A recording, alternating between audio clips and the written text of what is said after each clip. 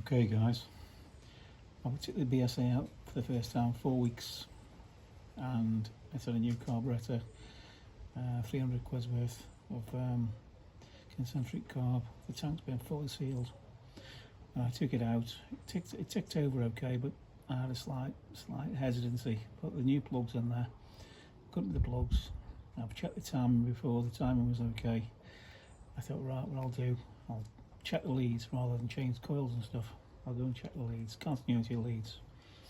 I've done the leads, one was open circuit.